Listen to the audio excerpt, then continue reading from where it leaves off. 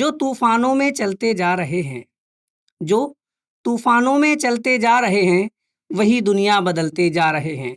आदाब नाज़रीन, मैं इरफान राही टीएफआई उर्दू में आपका बहुत-बहुत इस्तकबाल करता हूँ। हमारे इस ख़ास प्रोग्राम में हमारे मेहमान हैं जनाब जसमीत सिंह गोबिंदपुरी साहब। हम आपका बहुत-बहुत इस्तकबाल करते हैं। जसमीत साहब, टीएफआई उर्दू में आपका इस्तकबाल। नमस्कार, सत श्री अकाल, अस्सलाम वालेकुम। जी, बहुत-बहुत शुक्रिया। मैं सबसे पहले आपके नाम पर आना चाहूँगा, जी। जसमीत सिंह गोबिंदपुरी। तो गोबिंदपुरी लगाने का क्या मकसद है आपके नाम से? एक्चुअल ये नाम मेरे को मेरे फादर से ही पूरा मिला है, क्योंकि जब वो पहली बार इलेक्शन लड़े थे, जी, तो हम गोविंदपुरी इलाके में रहते हैं, कालकाजी गोविंदपुरी इलाके में। जी, तो जब वो पहली बार इलेक्शन लड़े तो जब जीत के आए, तो वहाँ 3-4 मनजीत सिंह जैसे सिखों के एक नाम होते हैं, जी, जी, वो काफ़ी मिलते-जुलते होते हैं। जी। तो वहाँ 3 मनजीत सिंह थे। हुँ, तो फिर उनको आइडेंटिफ़ाई करने के लिए हमारे धर्म में क्या है कि ज़्यादा हम कोई सरनेम को प्रेफ़रेंस नहीं देते। जी, हमारे पीछे सिंह लगता है और वो सिंह को ही हम प्रेफ़रेंस देते हैं। जी। तो पहचान के लिए एक होता है कि ठीक है जी, ये गोविंदपुरी रहते हैं, इनका गोविंदपुरी है। हुँ, हुँ। वो ग्रेटर कैलाश रहते थे, उनका ग्रेटर कैलाश कर दिया। जी, जी, एक हमारे कलकत्ता से थे, तो उनको कलकत्ता का रख दिया।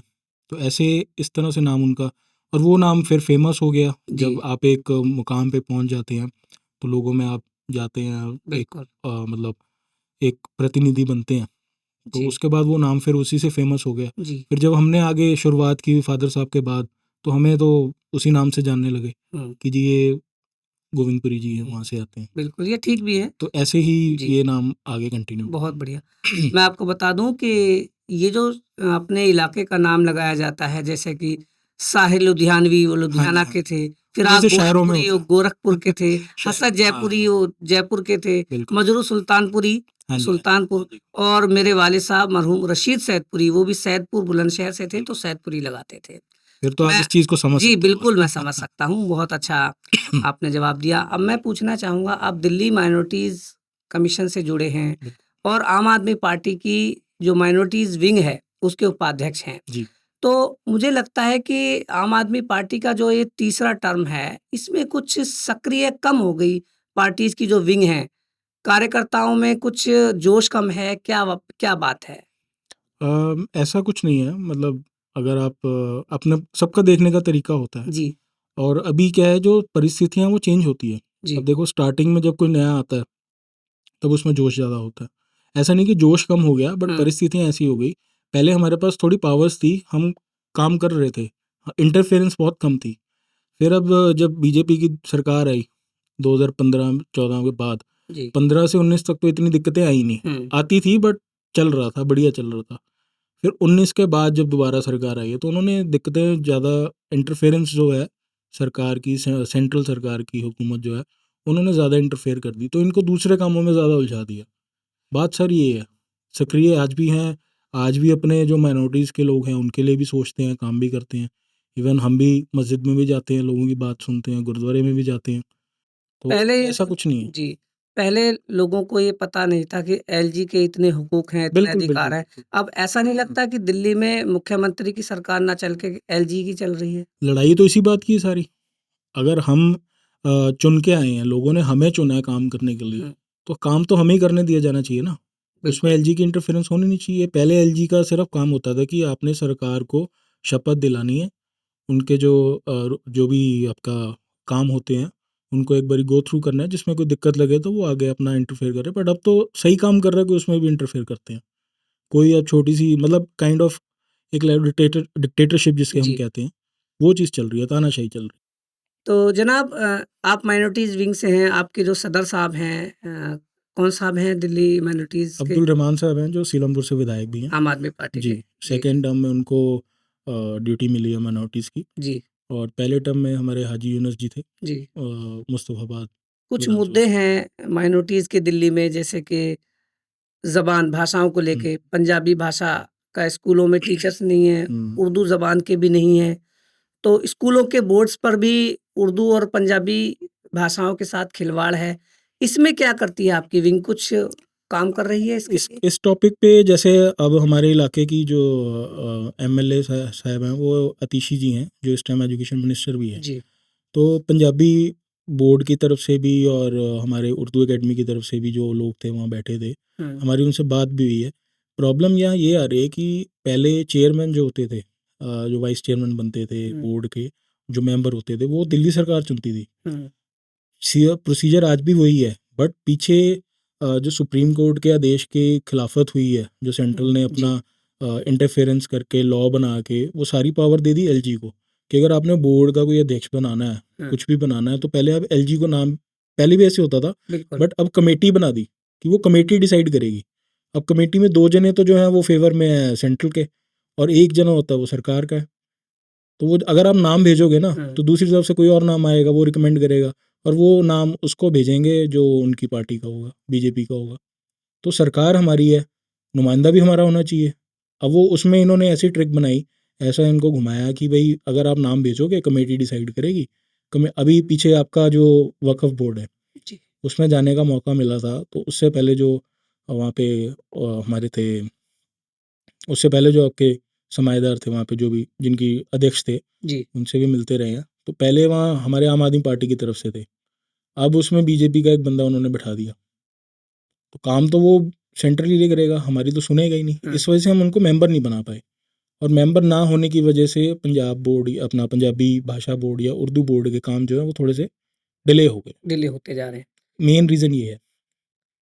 और पहले भी जो टीचर्स आते थे वो एकेडमी की तरफ से आते थे, हाँ, पंजाबी एकेडमी और पंजाबी एकेडमी, उर्दू एकेडमी की तरफ से टीचर्स आते देती थे। थी। अब जब एकेडमी में हमारे कुछ नुमाइंदे ही नहीं है वहाँ पे चुने हुए, तो फिर हम उन काम कैसे कर पाएंगे। 2013 में आम आदमी पार्टी की माइनॉरिटीज विंग ने उर्दू में और पंजाबी में कुछ पर्चे छपवाए थे, जिसमें उन्होंने ये वादा किया था, मैंने उर्दू का वो पढ़ा था, कि हम एमसीडी के स्कूलों में भी उर्दू पढ़वाएंगे जो बच्चे पढ़ना चाहेंगे। लेकिन अब हालत ये है कि दिल्ली सरकार के भी स्कूलों में उर्दू के टीचर्स नहीं है, पंजाबी के टीचर्स नहीं है।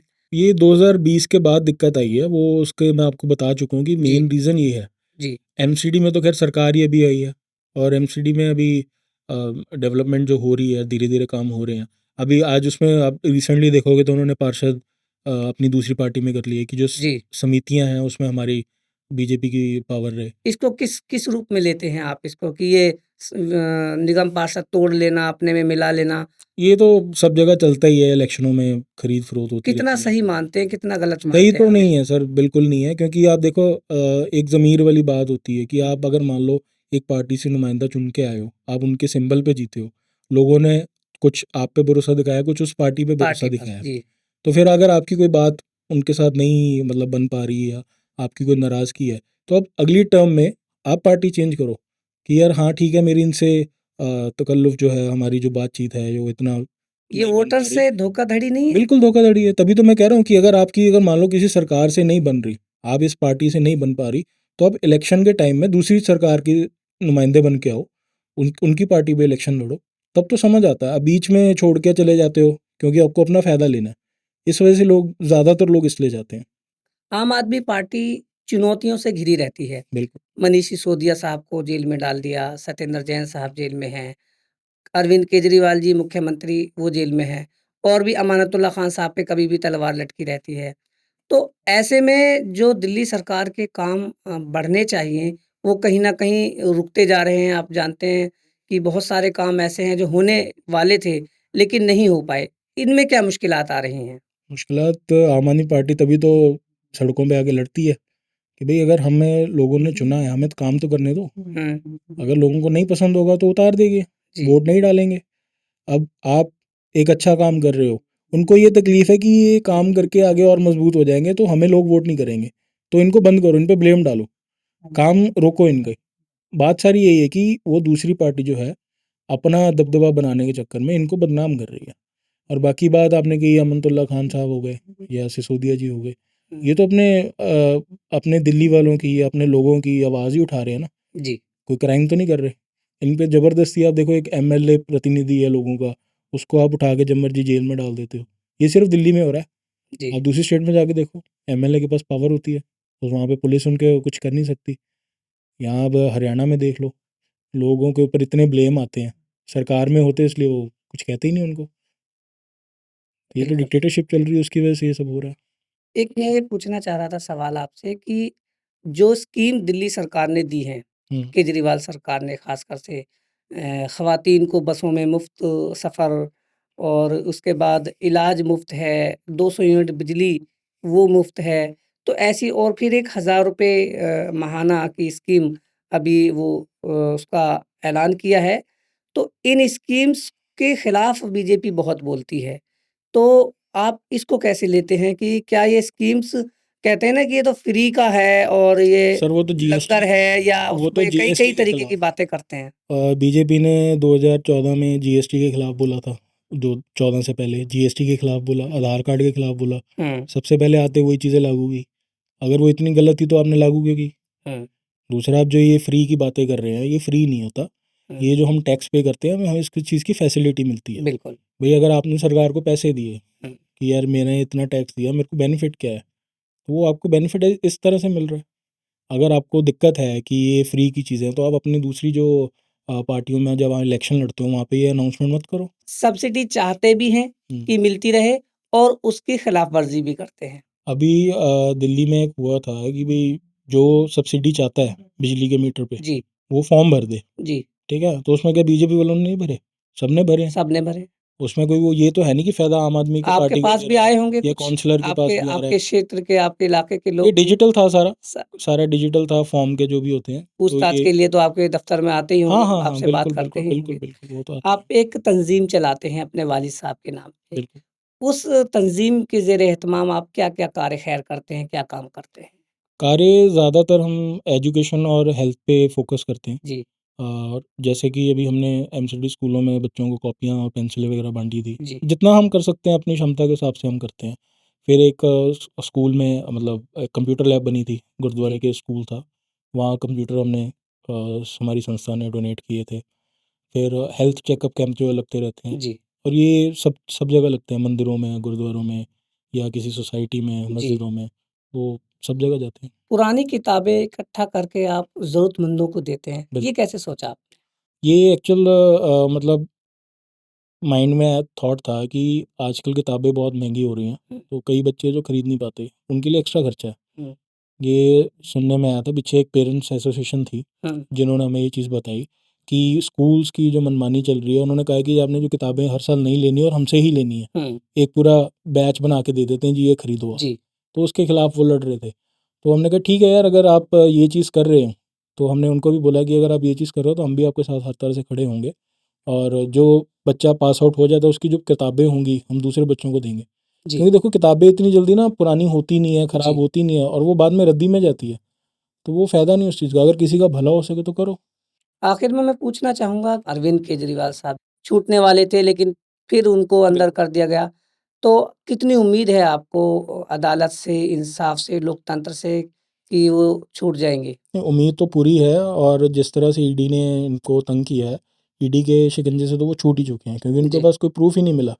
अब जब उन्होंने देखा कि जी सरकार ने देखा, एंटी मतलब सेंट्रल गवर्नमेंट ने, कि ईडी के शिकंजे में ये नहीं आ पा रहे, तो उन्होंने सीबीआई की रिमांड करवा दी।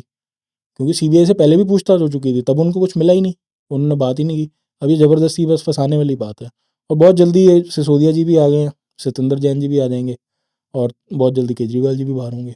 आप अपने एरिया की एमएलए आतिशी साहिबा के साथ बहुत मिल के काम करते हैं, जी। पौधारोपण आपने पौधे लगवाए बहुत सारे और भी कई मैंने देखा है। तो उनके बारे में, अपने विधायक के बारे में? आतिशी जी के बारे में मतलब स्टार्टिंग से अगर आप देखें तो उन्होंने काम किया था सिसोदिया जी के साथ जब वो एजुकेशन मिनिस्टर थे, जी, और उस टाइम फ्री ऑफ कॉस्ट काम किया था, कोई पैसा नहीं लिया था। तो जी। एक वो बाहर की यूनिवर्सिटी से पढ़ के आए, हुँ, एक पढ़े लिखे हमारे एजुकेशन मिनिस्टर बने हैं। उनको एक जो टीम होती है वो काम करती है, जी, एक बंदा अकेला कुछ नहीं करता। तो बेशक। सिसोदिया जी के मतलब जो एक सबसे मजबूत स्तंभ आप कह सकते हो वो जी। आतिशी जी थी, और उन्होंने आगे कंटिन्यू किया काम बहुत बढ़िया, दिल्ली में आप देख ही रहे हो, उसमें उनका योगदान बहुत अच्छा है। और हमारे इलाके में भी काम चल रहे हैं, हर तरह से काम होते हैं, इलाके के जो काम होते हैं वो करवाते हैं। जी। और इतनी सारी जिम्मेवारियां होने के बाद भी इलाके में टाइम देना वो बहुत बड़ी बात होती है। वो टाइम देते हैं, बढ़िया काम करते हैं। आप तिरंगा फाउंडेशन ऑफ इंडिया में बैठे हैं, स्टूडियो अमरदर्श। इसकी टैगलाइन है हमेशा सोचिए कि हम भारत के लिए क्या कर सकते हैं। बिल्कुल। इस पर आप क्या पैगाम देना चाहेंगे? पहली चीज़, तिरंगा हम सबका साझा है, मतलब जी, हम हिंदुस्तान के जो भी लोग हैं, जो यहाँ जन्मे हैं, पढ़े हैं, जो सिटीज़न हैं, सबके लिए एक बिल्कुल। बराबर है। हमारे लिए सबसे पहले तिरंगा है, बेशक। ठीक है। उसके बाद अगर कोई आप नीचे आते हो, कोई अपने धर्म की बात करते हो, स्टेट की बात करते हो, वो सब बात की बात है। जी, और आपकी जो टैगलाइन है कि सब सोचिए और अ, हमेशा सोचिए कि हम भारत के लिए क्या हम कर भारत सकते के हैं। लिए क्या कर सकते हैं। अगर हम कुछ भी करते कंट्रीब्यूट करते हैं, हम जी, यहीं पढ़े हैं, जी, यहीं इस धरती पे हमने सारी शिक्षा ली है, यहीं हम खाना खाया है, सब कुछ किया है, तो इतना जो भी हम करेंगे इसी धरती के लिए करेंगे। और हमारे सिख कौम में तो शुरू से ये चीज़ रही है। आप आज भी देखो तो सबसे ज़्यादा फौजी हमारे धर्म से जाते हैं, जी, हमारी सिख कौम से जाते हैं, पंजाब बिल्कुल। से जाते हैं। चाहे आप 61 की लड़ाई ले लो, जब चाइना के साथ हुई, तो उस टाइम पे उन्होंने कहा था जी हमें हथियार लेने हैं, तो आप अपना योगदान दीजिए। तो सबसे ज़्यादा सोना पंजाब से गया था, जी, ठीक है। तो हर तरह से कंट्रीब्यूट कर रहे हैं हम तो तिरंगे के लिए, अपने देश के लिए। बिल्कुल। आखिर में आप दिल्ली की आवाम को क्या पैगाम देना चाहेंगे? एक माइनॉरिटी विंग के उपाध्यक्ष होने के नाते कि आने वाला विधानसभा चुनाव भी है। अब आप अपने दिल्ली के निवासियों को, आवाम को क्या पैगाम देना चाहेंगे? मैं दिल्ली की जो लोग हैं उनको यही कहूँगा कि हमें जुल्म के ख़िलाफ़ लड़ते रहना चाहिए। आज डिक्टेटरशिप के ख़िलाफ़ अगर हम बैठ गए, हम अगर नहीं लड़े, तो ये कल को हमारे जो आगे यूथ आएगा, जो हमारी जो आगे पीढ़ियाँ आएंगी, उनके लिए बहुत दिक्कत होगी। और जो हक के लिए लड़ता है उसका साथ देना चाहिए। अरविंद केजरीवाल जी है, आम आदमी पार्टी है, वो डिक्टेटरशिप के ख़िलाफ़ सबसे ज़्यादा मजबूती से लड़ रही है, माइनॉरिटीज़ की आवाज़ उठाते रहते हैं। बिल्कुल, आज अगर कोई माइनॉरिटीज़ की आवाज़ उठा रहा है तो आई थिंक वो आम आदमी पार्टी है, और उसके अलावा कोई है नहीं, बाकी सिर्फ वोट बैंक की राजनीति होती है। तो इन्होंने धर्म से ऊपर उठ के सबके लिए एक बराबर सोचा है। आप देखो, अगर जो फ्री यात्रा होती है उसमें हाजी अली भी जाती हैं, ठीक है, अजमेर शरीफ भी ट्रेन जाती है, बाकी और जो हमारे रामेश्वर मंदिर है या द्वारकाधीश है वहाँ भी जाती है। तो बहुत जल्दी हमारी अपना पंजाब से तो ट्रेन जा ही रही है जी, सरकार की तरफ से बिल्कुल, गुरुद्वारों के लिए। तो ये सब धर्मों को एक साथ लेके चल रहे हैं, सबके लिए काम कर रहे हैं, किसी को मतलब कोई पक्षपात नहीं है। जी, नहीं तो कुछ पार्टियां हैं जो आपको पता ही है पक्षपात करती है, जी, फ्रंट में नहीं करती, बैक से करती है। हुँ, तो इस चीज़ों से ऊपर उठ के अगर कोई पार्टी काम कर रही है तो वो आम आदमी पार्टी काम कर रही है। और मैं अपने जो माइनॉरिटीज़ की टीम है उनको कहूँगा, ठीक है, एक परिवार है, तो अगर किसी को कोई नाराज़गी है, कुछ भी है, वो बैठ के सुलझाई जा सकती है। बट ये है कि इसमें कोई इतना बड़ा वो दिक्कत नहीं है कि हम पार्टी छोड़ दें या हम सपोर्ट ना करें। ऐसी कोई हमारी पार्टी में तो कोई दिक्कत नहीं है। सारे मिलते हैं, हम ईद भी मनाते हैं, गुरपुरब भी मनाते हैं, जी, अभी रामलीला भी मनाते हैं। तो यहाँ सब मिल के रहते हैं। यहाँ आप हमारी पार्टी में किसी को ये नहीं लगेगा कि हमारे धर्म को नीचा दिखाया गया या हमें कोई पूछ नहीं रहा। हुँ, ये चीज़ सबसे बढ़िया है इस पार्टी में। तो आप सब माइनॉरिटीज़ की और सभी दिल्ली के अवाम से मैं ये रिक्वेस्ट करूँगा, आने वाले इलेक्शनों में आम आदमी पार्टी को भर भर के वोट दें, अपने नुमाइंदे जो हैं उनको चुनें। अगर उनसे कोई नाराज़गी है तो वो अपने सीनियर लीडर्स को बताएं और वो बहुत जल्दी इनको सॉल्व करेंगे। जी। जसमीत साहब, बहुत-बहुत शुक्रिया आपका टीएफआई उर्दू में तशरीफ़ लाने के लिए।